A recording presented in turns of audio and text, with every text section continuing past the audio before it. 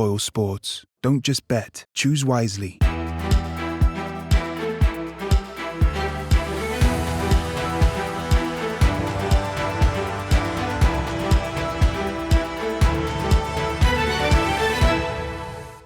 Hello and welcome back to On The Wire, brought to you by our sponsors, Boyle Sports. It's that time of the year, there's a bit of a tingle in the air, and not only the weather outside, but it is Tingle Creek weekend at Sandown. It's a fantastic weekend worth of racing. We're going to be looking at a few of the very good races at Sandown and at Aintree, which is sponsored by our sponsors, Boyle Sports. And we've got a fantastic team of pundits to bring you through the action. But before we introduce our guests, I'd like to remind you of a very special offer from Boyle Sports for our Irish customers, remembering that you can get €70 worth of free bets for betting €10. If you scan the QR code on the screen or in the link down below, you can avail of that offer. And what's not to like about 70 quid worth of free bets? So make sure to avail of such an offer.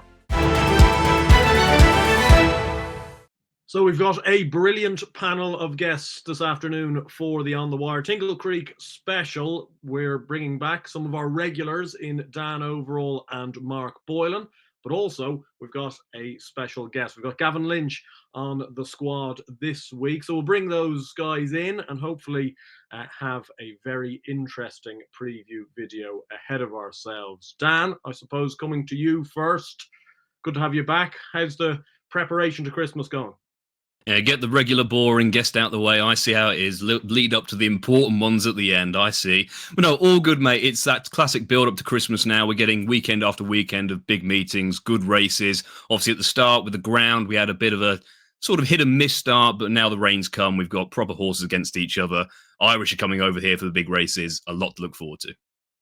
And Mark, Fairyhouse last weekend was a proper kind of imperative for the weekends and the weeks leading up to Christmas. It was proper racing down there. How did you enjoy that? Yeah, it's been a busy few weeks. I've been racing every weekend between these Navan racing festivals, Punchestown Premier weekends and Fairyhouse Winter Festival. It really rolls this period of the year and it does whet the appetite. I suppose Lossiemouth was just impossible to get away from as like the wow performance of the whole season so far. I think, albeit look at Tipu, he's going to prefer softer ground, he's going to prefer a bit further. But, when you watch so much racing, it takes something a little bit different to get you proper excited. And I thought, now, given the way William Mullins' horses are running, that so many of them are needing to run early in the season, that was top-notch stuff. Yeah, it certainly was. And hopefully we'll have a few performances like that this weekend. But we do have Gavin Lynch with us as well. Gavin, I do believe this is your first cap for the On The Wire, so it's your virtual cap is being handed to you. Thanks for joining us. It's been, as Mark has said, a few really exciting weeks in Irish racing, certainly. Yeah, we're in the middle of it now. Andrew, you were saying there about Christmas. So last Sunday was my wife's birthday, so it was her decision what to do for the day. So she wanted to go into Dublin, so that was great. So went shopping with the girls, the teenage girls. That took a while. And I said to myself, I might get back to see Fairyhouse. I might get back to see Liverpool and Man City. So that was all going well. I had to drop one of the girls to Fairyhouse car park. So I got to the front gate and then I had to go home. And all set. Everything was great. 3:45, the soccer is about to start. Lossiemouth has done the business. Things couldn't be better. Things gone really well. Then there's a knock at the door. Christmas tree delivery. So talk about timing. Yeah. So no need. Just that took about 20 minutes. I got a few decorations out of the attic and I missed maybe 5 minutes of the football, so I suppose it wasn't too bad. But we'll move on to previewing some of the action, moving to Sandown, and obviously the Tingle Creek is the main action of the weekend. Nicky Henderson, an excellent record in the race. He has John Bon, winner of the Schlur Chase last time out. I suppose, Gavin, looking at John Bon, in the Schlur Chase, he was workmanlike, but got the job done, beat Edward Stone again. Is he opposable at all here, or will he go and win the Tingle Creek again? He should go and win, Andrew. He's 4-6, I see there this morning, because every horse has stood its ground. His 3 defeats have come at Cheltenham. He's 4 from 4 at Sandown. He won the King Henry VIII. He won this race last year. So he has a huge amount going for him. I definitely won't back him, and I definitely wouldn't lay him. Just to tell you, I was having a look this morning. I had a few minutes to spare, and John Bon is 1 in 1,000. I was having a look at, there's 10,000 horses in training in Ireland, 14 in Britain. So let's say half of those are in national hunt. over fences. There's actually only 4 horses that are rated 170 or more, and he's one of them, along with Galloping Deschamps, Fast or Slow, or Jerry Calam. So it just shows you how hard it is to get to that level. He's a brilliant racehorse. It's hard to forget what he did in the Clarence House last year with a few mistakes. Look, if he jumps really well, he's obviously, he's going to take a huge amount of beating. There's 3 7-year-olds in there. JPR 1, Master Chewy, Quilixios. I think maybe Quilixios, who's second fab, would be the best of those. He has been a bit inconsistent, but there was a few excuses, including the Arkle, and maybe went too quick in Aintree. Very good in Ace Elastic, giving weight away to your favourite horse, Andrew, Marine National. He'd have an each way squeak. There's 8 runners. John Bond certainly should win, but I couldn't back him at odds on anyway. No, I think you raise a very fair point there. Mark, obviously with Quilixios, Gavin's mentioned the heartache for me with Marine National kind of blowing out a little bit. How do we look into that form from Naas? He's done this a few times now in smaller field races in Ireland.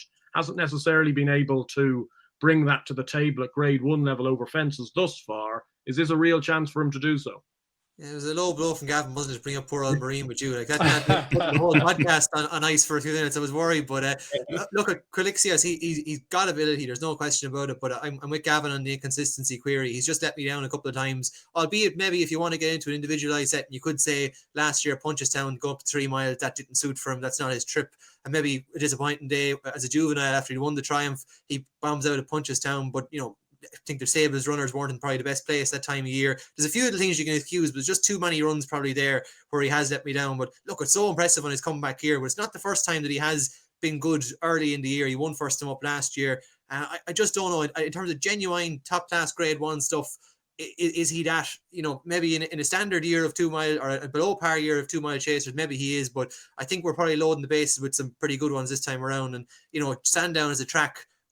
My interpretation is to be John Bond. I think 3 of his best 4 RPRs have come at Sandown. Edward Stone, I think 4 of his best 5 have come at Sandown.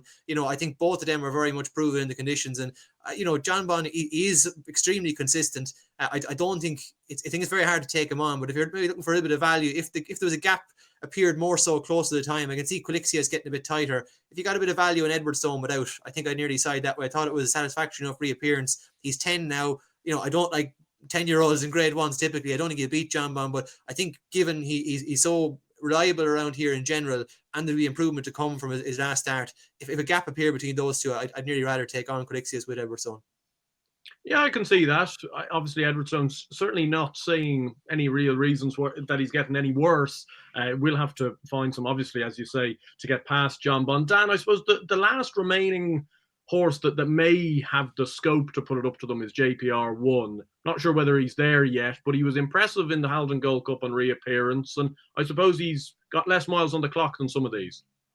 Yeah, absolutely does. If Quilixios is the Irish runner you're hoping who can make up into a proper open company Grade 1 horse, then JPR 1 would be the British equivalent.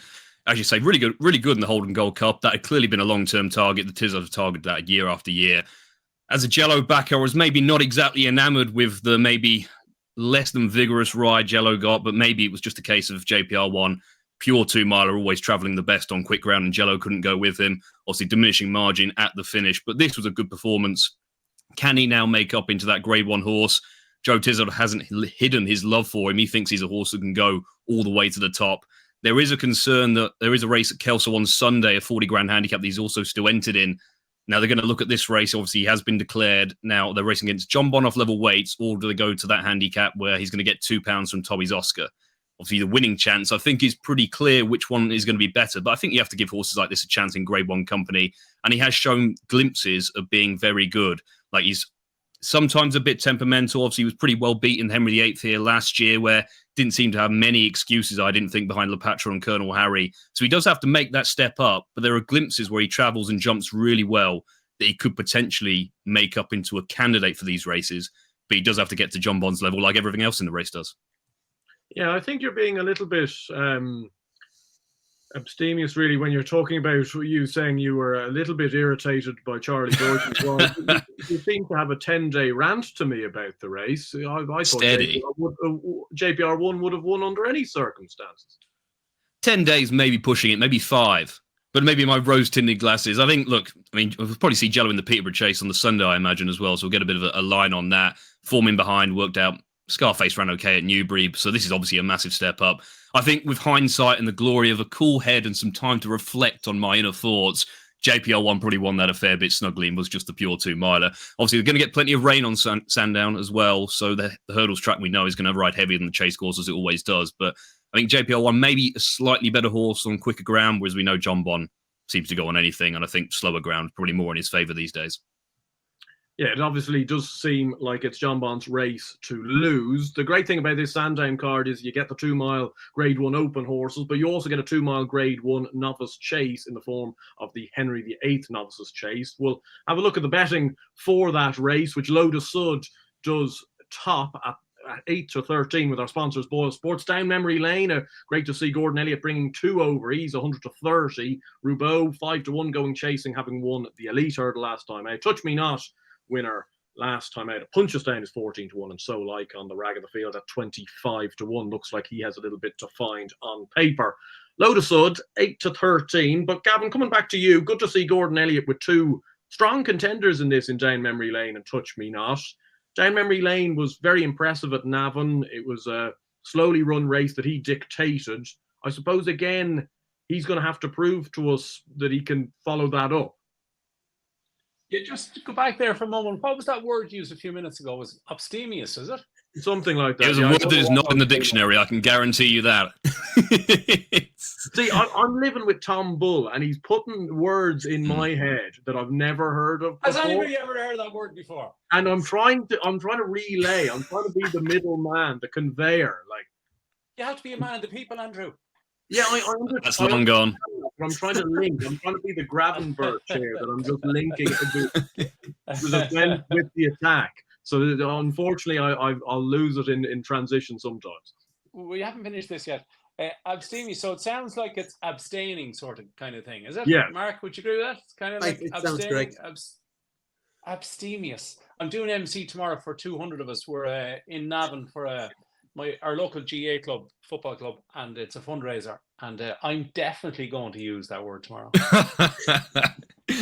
I can't wait to see what context you're going to get it into. Though. I don't know yet. I'm going to spend 10 minutes studying where to use abstemious. And there's going to be a lot of confused faces, just like there were here. That Gavin Lynch, he's changed, they'll all be saying. Gavin, he used to be man of the people. What's happened? I swallowed a dictionary. To go back to the King Henry VIII, I think that the betting there you have, I'd say to be different with all the horse standing the ground. I'd say Lotus Sud would be around evens. Down Memory Lane, maybe something like 5-2. Touch Me Not around 6-1. I think the Gordon Elliott pair will be very hard to beat in this race. Little wrong at Stratford, one mistake at the first ditch, the fourth. Brilliant jumping the last day to win a Grade 2 in Cheltenham. But I actually think the Down Memory Lane beginner's chase in Navan might have been a better race than the Grade 2 at Cheltenham. And he jumped really, really well. Yes, he was out in front, but he's a beautiful horse. And also, Touch Me Not, his jumping the last day in Punchestown was absolutely brilliant. If you get 5 minutes, go and have a look at that. His jumping was magnificent. In this race, I think there's 13 fences. You have 2 at the start, 1 across the top, 7 down the back, the pond, and then 2 more. So 13 jumps. It's gas the way that hurdle races, you've got 8. And in novice chases, you've got 13. So that's funny. But Touch Me Not is an exceptional jumper. Soul Icon shouldn't be good enough. I don't know if Roubaud will definitely run. There's 15 mils coming to Sandown between now and Saturday. I'm not sure if he'll run. His 7 or 8 career victories have all come on good ground. So Lotus Sud, difficult to beat, but I fancy the 2 Gordon Elliott horses. I'd imagine Touch Me Not, if something goes to try and take that on up front, maybe like if Roubaud does run, I think after 4 fences, he will be in front. So I think, like, for example, if there were, say, 5-2 and 6-1, if you have a 5 on one, a 10 on the other, it turns out to be an 11-8 winner. And to me, I think that's okay. Yeah, I can certainly see the point behind that. Both of them certainly showed a great aptitude for jumping. Dan, in retaliation, I suppose, flying the British flag on this with Lotus Sud. He was incredibly impressive at Cheltenham last time out, beating the likes of Look Away. Did that race slightly fall apart in front of Lotus Sud, or would you think that was just a really smart performance? Well, on behalf of the British, I need to thank the Irish contingent for actually making this race interesting, because without the two Elliott runners, it really would be a pretty grim spectacle. But I thought this was a really impressive performance, and I think so for a number of reasons. Obviously, you've got Lookaway and Western Zephyr there, who wouldn't exactly be in a great shake in the Grade 1 division this season at all, but they set a really honest pace here. It was a truly run race, unlike some of the others that have competed that he's going to be lining up against here. The finishing speed for Western Zephyr and Lookaway was around 100%. Lotus tracked them all the way, jumped magnificently, sped up the hill, and finished with 104% finishing speed. So to be able to do that on the back of a truly run race on ground that was arguably quicker than ideal for him, obviously a lot of doubts around would he handle the quicker surface there. I think he put that to bed pretty emphatically. He had a really good jumping rating on the Race IQ data of 8.4 on our new metric, which is well above average. The manner of the time and the style of the victory, I think, really does make him out as the standout current novice chaser, in my opinion. Completely see the case about down memory lane. I think if you were to look at the horses he beat in isolation, clearly he beat a high caliber of horse. Obviously, King of Kingsfield, we know, has high class form, doesn't exactly ever want to go through with his victories. Nürburgring obviously then finished a similar distance behind a Touch Me Not in the Grade 3 the next time out. So Birdie and Bust obviously was back in 4th, 3rd in the Mayor's Novice Hurdle at Cheltenham. So the actual bare horses he beat, undeniably a high caliber than Lotus Sud. But as you mentioned, Andrew, he dictated that race from the front. He was allowed pretty much to run it as he wanted. It was interesting they couldn't give him away in the market that day as well. He was 2-1 out to 7-1. King of Kingsfield went off the favourite there.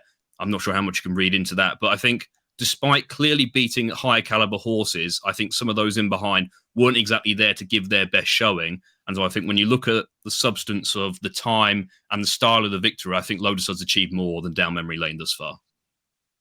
Yeah, I can certainly see the point behind that. And bringing you in, Mark, looking at the two Gordon Elliott horses, you'd think down memory lane, certainly the horse that probably possesses more natural ability. But as Gavin alluded to, the jumping a Touch Me Not last time out in the Craddockstown, as it was on Jumping Debut when he was just touched off by Facile Mode, is quite something to behold, really. And I suppose he's bringing himself to a much better level over fences just because of that jumping. Oh, completely. It's a hell of an asset to have on your side, especially a track like this. It's going to be some bonus to have. And I do think, Gordon Elliott has done very well this year to get his novice chasers out. I was hearing this morning that in Ireland, I think it's the 19th warmest autumn we've had since the year 1900. So, I mean, you're into a difficult time if you're now trying to get a runner for these graded races in novice chases to have experience before you go. It's not too easy, but he's now got 2 for a Grade 1 here. It looks very open, and he's got other runners we see in the Drinmore last week. He's really done well, I think, to get his horses out early. I think it'll stand him in good stead, especially when you look at handicaps maybe at Cheltenham in the spring. I think it boils down to me here, Andrew. It's price related. I mean, it seems how much they're going to tighten up. I think exactly as Gavin had said there, Lotus Sud is going to have to come out a little bit. Definitely Touch Me Not is going to be shorter. I think he's the one that I didn't expect to see declared. I thought down memory lane could be declared. But it really does add spice to it. I think depending on how short Touch Me Not gets, if he was to stay kind of, I don't know, that kind of 8-9-1 territory, he'd appeal to me from a price related matter. But I do think down memory lane is the one with the kind of star potential. I'd agree very much so what Dan said. Like, there was definitely eye-catching horses in behind with a day to have used the future, let's say, in behind him. But I still think there's an awful lot of quality about him. He's brought out his copybook once last year at Leopardstown at Christmas when he was very, very highly thought of. But bar that, he's always been a horse that had big potential. So I think he's the better of the Elliott pair. I do think that they can bring a better level than Lotus Sud for all that I respect them. But it'll just be price related, I suppose, on the day when we get to see this after declarations. Yeah, it'd be fascinating to see how the Gordon Elliott 2 can kind of weigh up against Lotus Sud. I must say, Mark, now that you've said that, though, I can't get the vision out of my head that you're there sitting in your room tallying autumns and warmth, and since 1900 you've got lists and lists. I can't say I keep a record, Andrew. Met here are doing all the easy lifting. It was heard this morning, Eve. I think it's the total rainfalls are below averages, from 1981 to 2010. It's been very dry basically, for all that we've had a few storms that have flooded the Stole and called off a meeting at Cork. Yeah, no, definitely. And looking at, I suppose, somewhere that's probably going to get an awful lot of rain, it already has gotten an awful lot of rain, is Aintree. And we're going to be taking in 2 of the big handicaps there, sponsored, the whole card sponsored by our sponsors, Boyle Sports. And the big race over the national fences is the Boyle Sports Becher Handicap Chase, over 3 miles, 2 furlongs. Some really interesting runners in this. Kim Bailey, a man that has started this season very, very well. And his stable star, Chianti Classico, is going to bid to, I suppose, have a go over these national fences, with the Grand National being the main target. Dan, he's a horse close to your heart. How would you sum up his chances here? Yeah, we had a very good day when he won the Ultima here, and obviously this was pretty testing ground. He handled it really well. This really couldn't have gone much smoother, to be honest, as a backer of his. He was always in the right position. He jumped superbly. I guess it was one nervy moment you're about to see after the last where he unnecessarily nodded to give my heart some undue stress and shortened my life expectancy by about 10 to 15 years, I reckon. That was just unnecessary at the time. I was about to celebrate, and then all of a sudden reality looked me square in the face. But that was very good. Obviously reappeared at Ascot on much better ground. Won pretty nicely there. They're kind of in the rock and a hard place situation with him where they're probably looking more towards the Grand National route. They've said as much because they doubt whether he's a real Gold Cup horse. But as you said, Andrew, we're going to get some really attritional conditions here. We're going to be reminiscent of this time last year where it was almost beyond heavy. I think the national course is already soft heavy in places. We've got another 12 mil due on the Thursday, 16 mil Friday into Saturday morning. It's going to be really grueling stuff. I'm not sure he really wants it that testing. He's already off a mark 157, so he would get into the Grand National no issue, which is clearly his long-term target. I would just be concerned for a horse like him who isn't the biggest, really big weight, for as much he is the classy individual in the race, will they necessarily want him to be giving him an undue hard race, obviously, and potentially ruin his handicap mark even further? I think there are more appealing options further down the betting. Yeah, well, we're having a look at the betting there with joint favs with Chianti Classico, Gaborio, and King Turgeon at 4-1 with Boa Sports. Cruise Control 13-2, Ironbridge 8s, 12-1 for Arizona Cardinal, last year's Topham winner. Dan, looking at down the prices there, is there anything that would scream a bit of value to you, potentially at an each way price? I think you have to look at Chambard when assessing this race, and I think 16-1 currently is extremely fair. Like I mentioned with the weather, you've got to look back at this time last year. Those are the kind of conditions we're dealing with. And Chambard, obviously, as last year's winner, proved he handled it and handled it really well. Like, this is a race that often goes to hardened, veteran-type horses. 14 of the last 19 winners are age 9 or over. Multiple winners, pretty a common occurrence too. Obviously, we saw Walk in the Mill win back-to-back renewals of this a couple of years ago as well. 11-year-olds have won it. I know Chambard is now 12, but we've seen Hello Bud win this at 12 and 14. It's that type of race that can turn into a real test, which just suits hardened horses like Chambard. He's £5 higher this year. He didn't have a run under his belt as well. He had a prep run going into this last year. But if you want any trainer in the world to get a horse ready for a staying chase on heavy ground first time out, it has to be Venetia Williams. They've already said in Stable Tours this has been the target for a long time. I think almost that £5 rise is somewhat neglectable, bearing in mind it's all about who's going to be able to handle conditions here. And no horse in the lineup has better credentials at handling the conditions than Chambard does. Yeah, certainly a very compelling case at 16-1 Chambard for the Becher. Looking at a big open handicap like this, Gavin, first of all, what's your record like with races over the national fences? Is it good or bad? Oh, I'd say the first horse I ever remember backing a winner was probably West Tip in the Grand Nationals. That'll tell you how old I am. I must say, I didn't see that one, Gavin, live, but hearing a good race. Yeah, no, it was in black and white. It was great. And West Tip was in the blue and the black and white television. Yeah, the national fences, it's a kind of one bet that I like doing in the Grand National every year is as soon as they cross the chair, I think then you can start picking a winner perhaps, because the second circuit, obviously the fences are a bit smaller. Look, the fences aren't as big as they used to be. Chianti Classico's a brilliant jumper, as we've seen in Cheltenham and in Ascot. He's a stone higher than when he won the Ultimate. But I'd imagine Kim Bailey with Johnny Burke aboard, they'd be thrilled if the horse finished third or fourth. He's already on 157, which is easily enough to get into the national. So nice to give him experience without giving him too hard a race, I'd imagine. Chambard, the Dan said, yeah, 12-year-olds the only issue, but bolted up here last year, beating Gordon Elliott's only £5 higher. King Turgeon won the Grand Sefton here 28 days ago and jumped. We were talking about Touch Me Not's jumping. This fella's jumping the national fences there a month ago was absolutely fantastic. And he's up £6 to 133. Now, Gaborio, who finished third that day, has won over 4 miles in a hunter's chase. So that fella will stay all day. He should be £5 better off, but he's £3 out of the handicap. So he's only £2 better off with King Turgeon. King Turgeon won over 3 miles too in Chepstow, good soft ground, has won on heavy.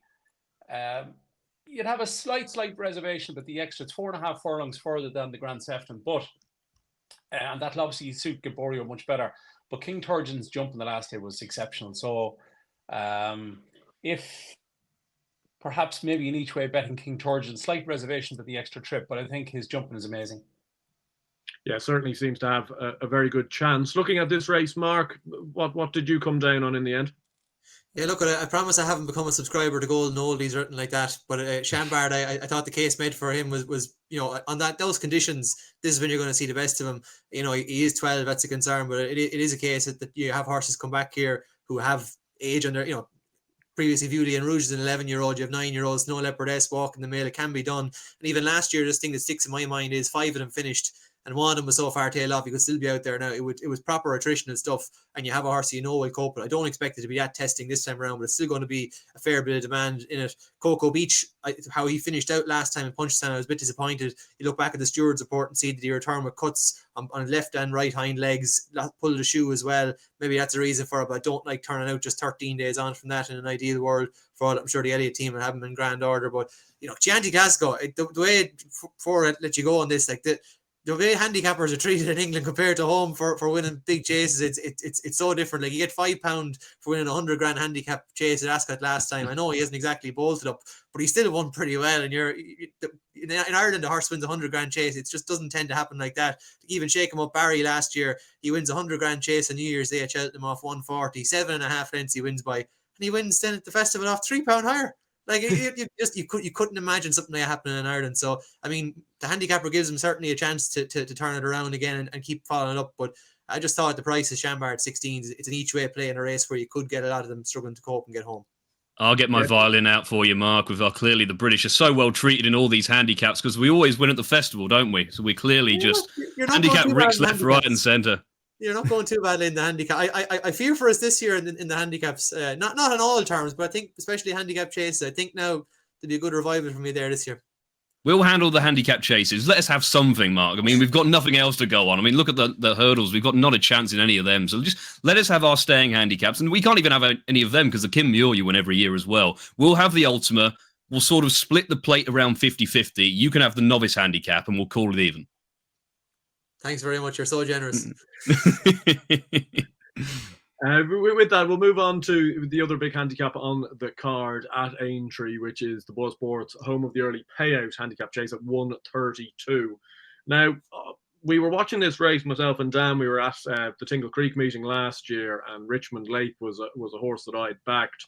A race that I was very, very happy with for an awful long way until around 50 yards before the last. And Dan, I suppose you were the man that saw what happened and saw my reaction to what happened, but he did just about clamber over the last fence.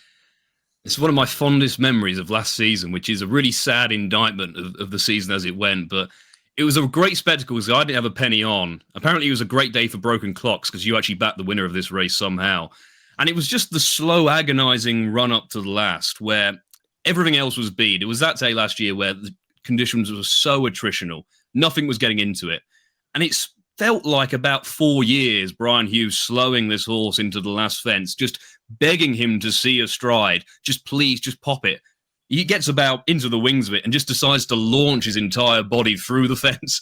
It was one of the worst jumps of the fence I've ever seen. Somehow got to the other side. I think Brian almost looked around him just to check, is anything actually going to be able to get to me after I've lost all momentum getting through this fence? But it was a great privilege to watch that and then immediately turn to you and see the range of emotions you just suffered through in about 10 seconds. The elation of having the race won, the suspense and the fear building up to that last fence, and the relief and the final delight once he actually finally got up in the slowest finish I think you'll ever see on a racetrack. And as we say, we said about the rain, conditions are going to be pretty similar here. Obviously, he's back down to the same mark as he was last year. He looks to have a massive chance. I know, Andrew, you're a big fan of his for this race, aren't you? Yeah, would be one of the few races that I'd be willing to have a bet in this weekend. I think just everything's in his favour here. Back down to last year's mark of 142. Theo Gillard's ridden him a few times recently. The stable jockey Brian Hughes comes back on board this time round. We actually saw him in one of the VTs earlier on when he was fourth in the Topham behind, or not the Topham, the Grand Septon, should I say, behind the David Pipe horse King Turgeon. He ran a very good race that day, but a little bit like Mark's getting at, again, being relatively leniently handicapped back down to the mark he was last year. And I think he'll take a lot of beating. Mark, what did you come down on in this race? Oh, you're reading my mind, Andrew. I know I'm a big Richmond Lake fan for this as well. I think there's Springwell Bay as a horse. He's just one that I found there's holes in the past, and if he's kind of close to being your market leader here, it's a race I'd like to take him on in. And at Richmond Lake, I found last time good to soft, obviously very contrasting conditions to when he won here last year. Watch him over the first couple. He isn't actually taking himself there early. He nearly half dives at the first. He's a very good jumper. Bar, obviously your tough experience before, but he can be a good jumper. But just at the first, you can just see he's like a horse that's out of his comfort zone. He gets behind. The winner has been up there the whole way. I thought in the circumstances it was a grand run, and back down to the same mark again, he'll do for me. Gavin, anything different? I suppose Mark's mentioned Springwell Bay there. He was third in that forerunner race at Cheltenham, which Buddy won disappointed in. Highland beat Resplendent Grey. It was a funnily run race. It was a slowly run race. I was a little bit disappointed with his finishing effort, though, nonetheless, Springwell Bay.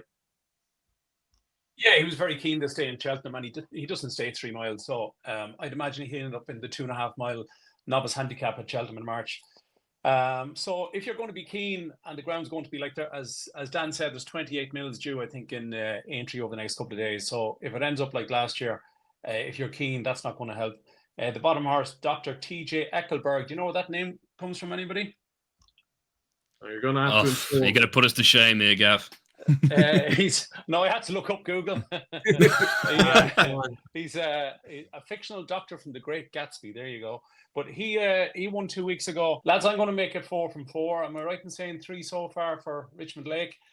I wouldn't be against him. I've got a one at an each way price, but I definitely wouldn't put you off him for sure. Okay. Yeah, I have to give you a bet of the weekend, don't I? Well, Richmond Lake is mine anyway. Same rating as last year, 142, probably similar ground. Only 3 or 4 finished in the race. He had a nice run the Grand Theft a month ago, so I think he's a lot going from. He won a handicap hurdle on heavy. He won this on heavy. He has no issue with the ground. He jumps really well. He, as Mark said, after a couple of fences, he jumped the national fences very well the last day. So Brian Hughes back on board. That's to like, I think, around 7 to 2, 100 to 30. I think that's very good value. Yeah, no, it seems ominous that we're all kind of in very similar agreement over Richmond Lake. Dan, you were mentioning there that you might have something at a slightly bigger price than the 7 to 2 or so on Richmond Lake. Who did you fancy to perhaps outrun its odds? Yeah, absolutely. But yeah, I think he'll go a favourite Richmond Lake as well. I think that 7 to 2, 3 to 1 is fair. I think he'll go a favourite over Springwell Bay. But down the bottom here, Serendipity, I think, is 14 to 1 for the Sue Smith and Joel Parkinson combination, who ended seemingly quite a long wait for a winner not too long ago. I think they were calling it akin to winning the Gold Cup, which may be a tad of an overreaction. I think it was a class 4 at Carlisle. But, it's good to celebrate the small wins from time to time. A yard that generally take a bit to come to hand anyway. You generally only see the best of them as you come into the real winter months, start of December, starting to get there now. And Serendipity ran really well for a long way in a seasonal reappearance behind Jaguar, who obviously went on to win again and looks a really progressive handicap at going places. You go back through his record, he's won second time out on both seasons thus far under rules, including on heavy ground. And a lot of his form has come on flat left-handed tracks. He doesn't have an issue with heavy ground. Still relatively unexposed. They've always thought a fair bit of him. They ran him in the EBF final a couple of seasons ago, which they don't do with horses they don't think are any good. Like, they would hope that Serendipity can still be quite a progressive horse. These Sue Smith horses do tend to progress with time. I do think there's still a bit of mileage in his mark. So I think 14 to 1, he would be a fair each-way alternative, but Richmond Lake clearly has an outstanding chance as well. So that's the big handicap chase alongside the Becher. Obviously, 2 really good handicaps that Boyle Sports are sponsoring the entire card, actually, at Aintree. So they've done God's work, and they've got 2 really competitive handicap chases to get stuck into. It's 60-second selection time now, where we go around the panel to have potentially their best bet of the weekend or something to maybe look out for. Gavin, we'll come to you first. I know you mentioned the Richmond Lake was that bet. You might just bring us through that case slightly. And is there anything, I know the declarations have come out for Navan, there's a few interesting races there. Is there anything that's just caught your mind in terms of maybe a long-term view? Yeah, just say a couple of things. One is that it's the 20th anniversary of possibly the best chase I can remember with Moscow Flyer, Well Chief and Azertium. So I'm sure, lads, you're not that old that you don't remember that one, do you? I know, well, it's just put about up on Twitter every week, I'd say, until the end of time. So I have managed to watch that one. But to go back to Navan, the yellow clay runs in the 2.5 mile grade 2 novice hurdle. He'll win, he'll be odds on, and perhaps stable companion Pat Merchant might follow him home.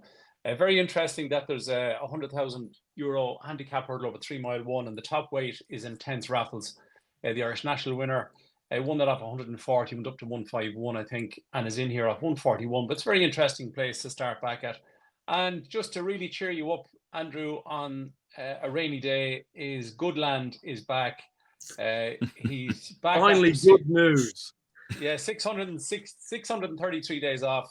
Goodland hasn't ran since the Ballymore that year, and he's back in a beginner's chase. So that's interesting. It'll be interesting to see how he gets on in that. To go back to the bet of the day, I think Richmond Lake. He's only an 8-year-old. He's off 142, same as last season. Last year's conditions were horrendous.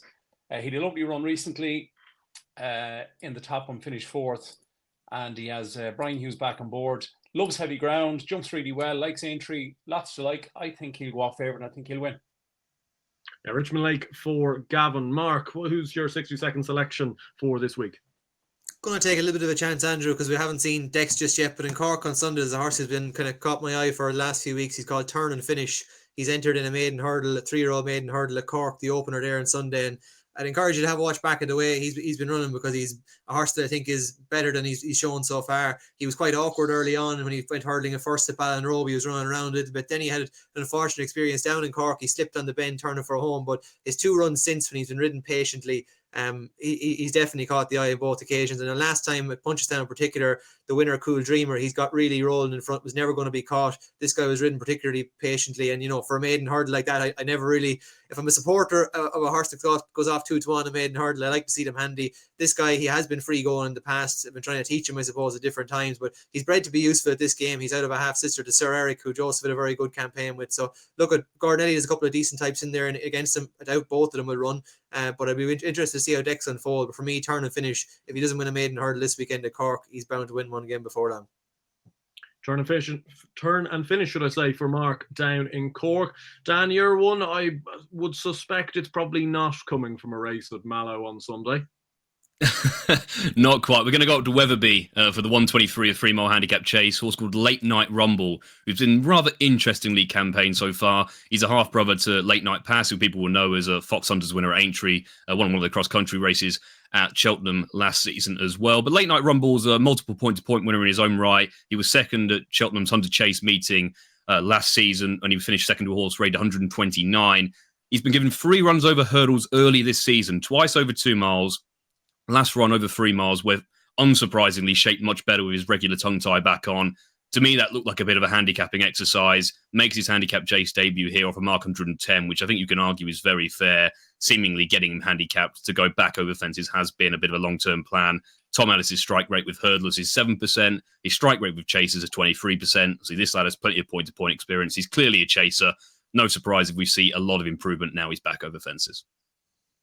A good case made for a horse up at Wetherby. My one is coming from Sandown in one of the handicap hurdles that we didn't mention, the 225 over 2 miles. I'm taking a chance on Knickerbocker Glory for the Skeltons off mark of 132. Very good fresh, like soft ground, usually can get a run on them out in front. That can sometimes suit on the hurdles track at Sandown. It couldn't get deep enough for him. He's currently around 8-1. I think that's a very fair each way price.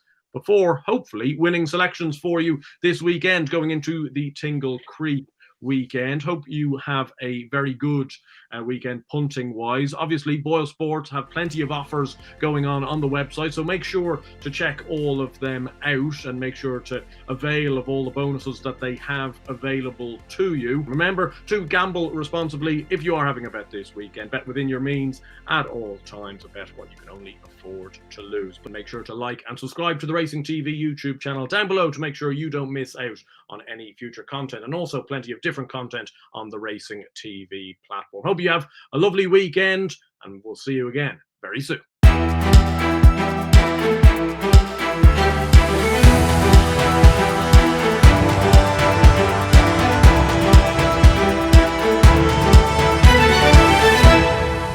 Boyle Sports. Don't just bet, choose wisely.